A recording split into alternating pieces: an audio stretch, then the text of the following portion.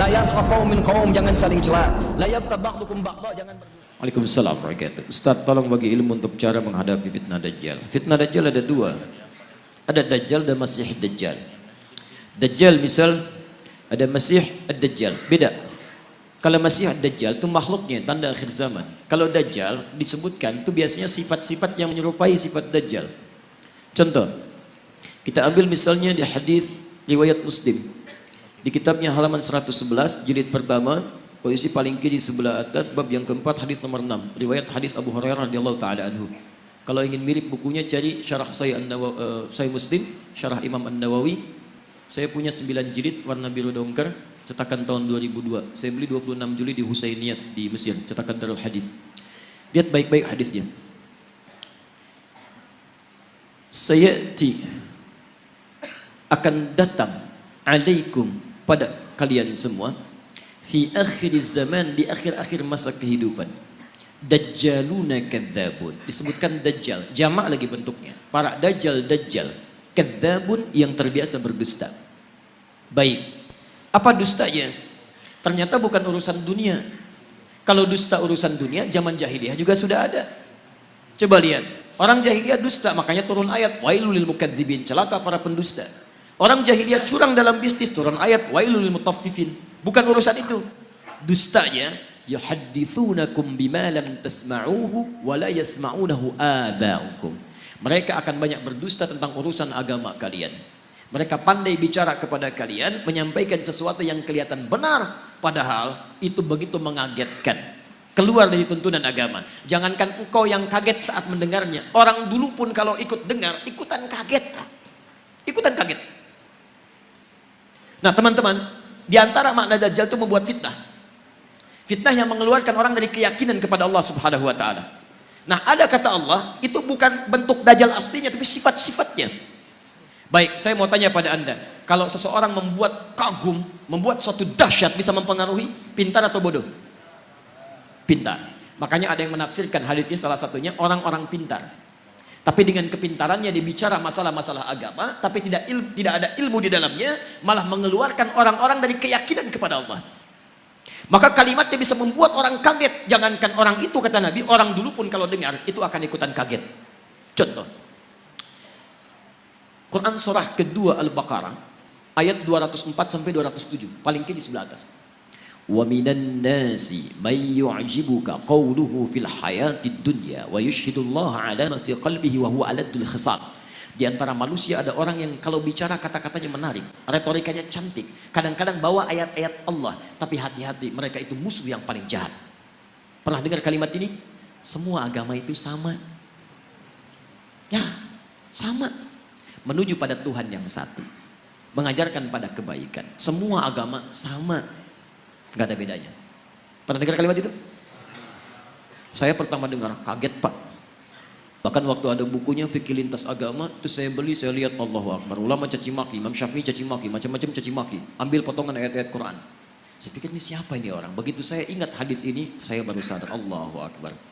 Kita bermohon kepada Allah kebaikan. Jangankan kita, kalau orang dulu termasuk jahiliyah dengar kalimat ini ikutan kaget Pak.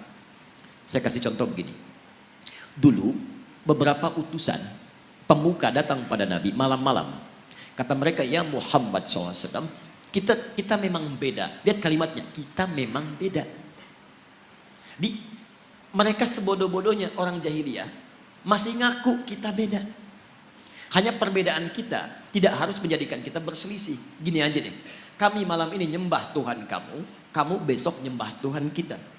Setelah kalimat ini keluar, turun satu surah, Qul ya ayyuhal kafirun. Katakan, hei orang-orang kafir. Kafir itu dari kata kafara. Kafara diserap ke dalam bahasa Inggris di kafir. Ya, bahasa Inggris banyak yang mengambil dari bahasa Arab. Gula, sugar, dari sukar.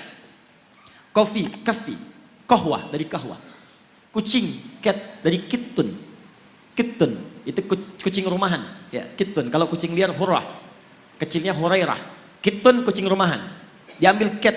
Sekarang jadi kitty, kucing rumahan. Hello Kitty, jadi spray, jadi bantal, jadi macam-macam. Ya? Kembalikan.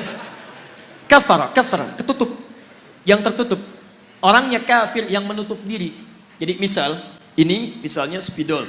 tertutup begini, ini cover, ada cover, tertutup.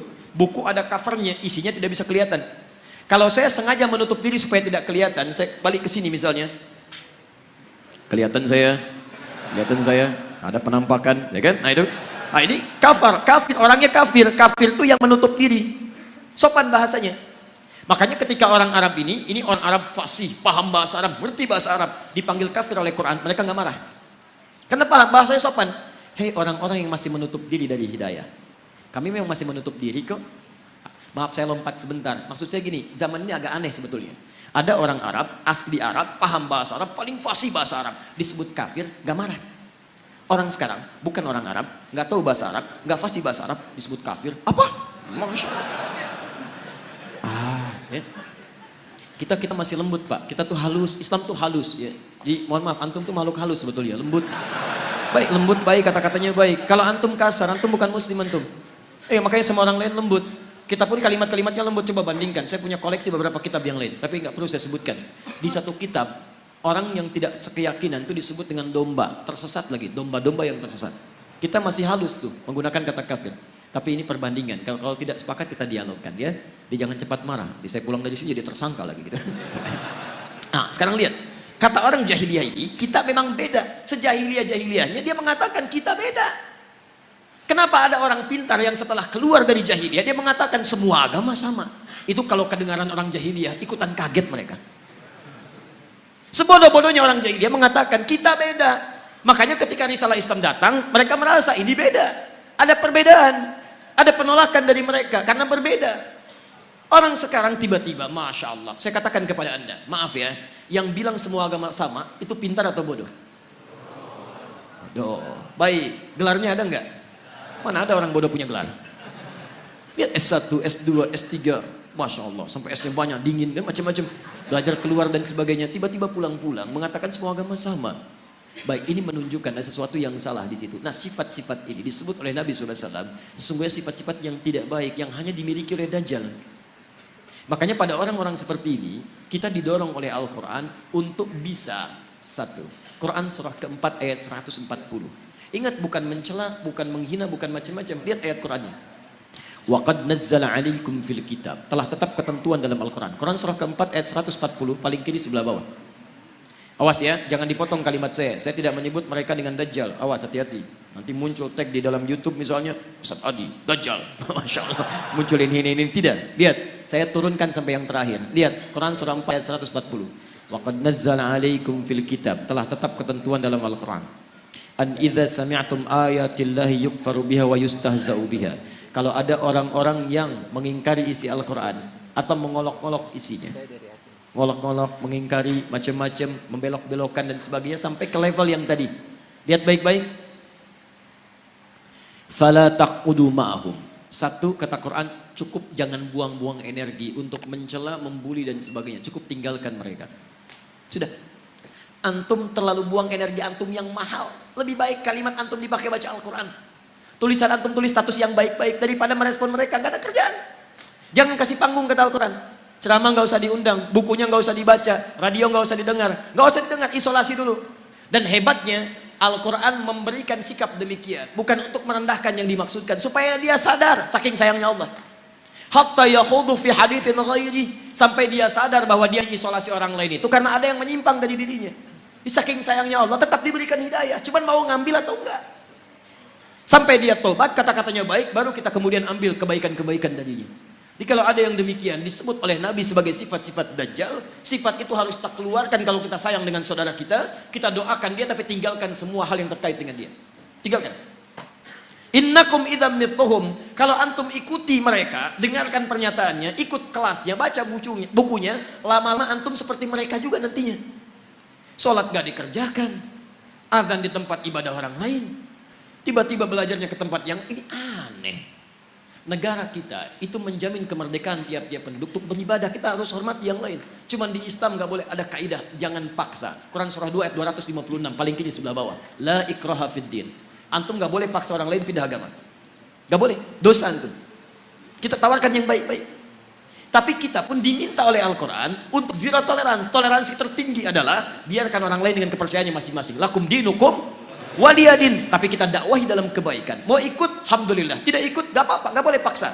Dan setiap orang yang beragama dijamin oleh undang-undang negara kita. Pasal 29, ayat 1 sampai 2. Ayat 2-nya, negara menjamin kemerdekaan tiap-tiap penduduk untuk memeluk agamanya masing-masing dan beribadah menurut agama dan kepercayaannya itu.